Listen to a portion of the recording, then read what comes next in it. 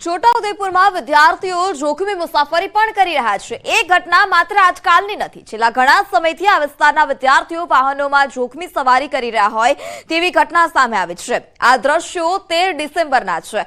વાલીઓ ભલે એસટી બસમાં સવારી કરી રહ્યા હોય તેમ છતાં આ દ્રશ્યો જોખમી છે, કેમ કે વિદ્યાર્થીઓથી ખીચોખીચ ભરેલી છે।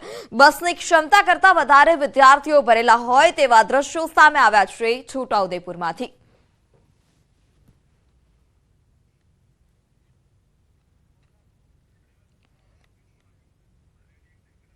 ગઢડાની વિદ્યાર્થીનીના અપહરણ કેસમાં નવો વળાંક સામે આવ્યો છે। વિદ્યાર્થીની અમરેલીના બસ સ્ટેશનમાંથી મળી આવી છે। વિદ્યાર્થીનીની પૂછપરછ કરતા પિતાએ ભણવા અંગે ઠપકો આપતા તે ઘરેથી નીકળી ગઈ હોય તેવું તેણે નિવેદન આપ્યું। વિદ્યાર્થીની ગુમ થતા પરિવારજનોએ અપહરણની ફરિયાદ નોંધાવી હતી। વિદ્યાર્થીનીએ કપડાં બદલી અને ગઢડાથી ગારિયાધાર ભાવનગર થઈ અને બસ વડે અમરેલી પહોંચી હતી। પોલીસે સીસીટીવી ફૂટેજના આધારે તપાસ હાથ ધરી। હજુ પણ વિદ્યાર્થીનીની વધુ પૂછપરછ હાથ ધરાઈ છે।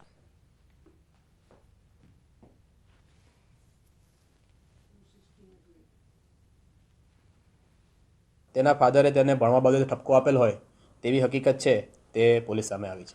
છોકરી દ્વારા જે એટીએમમાંથી પૈસા ઉપાડવામાં આવેલ હતા તે અંગે તથા મોબાઈલ ક્યાંથી લીધેલ છે તે અંગે પણ તપાસ છે તે પોલીસ કરી રહી છે। તેના ફાધરે તેને ભણવા બાબતે ઠપકો આપેલ હોય તેવી હકીકત છે તે પોલીસ સામે આવી છે।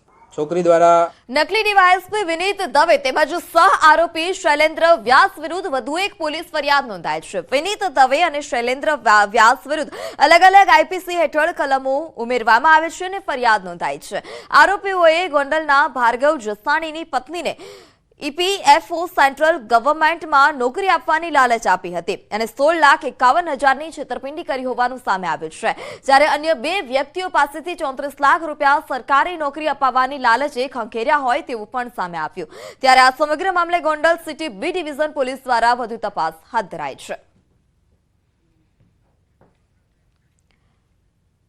વડોદરાના પાદરામાં વોર્ડ નંબર 6માં બની રહેલા નાના નાળાની કામગીરીમાં ભ્રષ્ટાચારની ફરિયાદ નોંધાઈ છે।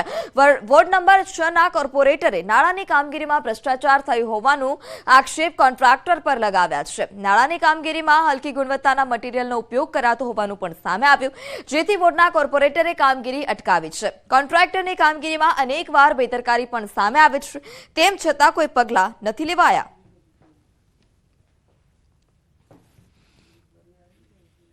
નગરપાલિકાના સભ્યો તથા જાગૃત નાગરિક આવી અને કોન્ટ્રાક્ટરને ચેતવણી આપવામાં આવી કે આ કામ સુધાર્યા પછી જ એને તાત્કાલિક ધોરણે કામ બંધ કરાયું અને ફરી એ લેવલ કરી અને પછી કામ કરવાનું એને સૂચના આપી છે। આજે અહીંયા નાળાનું કામ ચાલી રહ્યું છે પાછળ ભોખણખાડા પાસે। ત્યાં આગળ જે ભરાઈનું લેવલ હોવું જોઈએ એક બાજુ પૂરેપૂરું છે ને એક બાજુ બિલકુલ ઓછું લેવલ છે, જેનાથી ભવિષ્યની અંદર રોડ જો બની જાય આ રીતનો। તો સમાચારમાં હાલ સમય થયો છે વિરામનો। આપ જોડાયેલા રહો ન્યૂઝ 18 ગુજરાતી સાથે।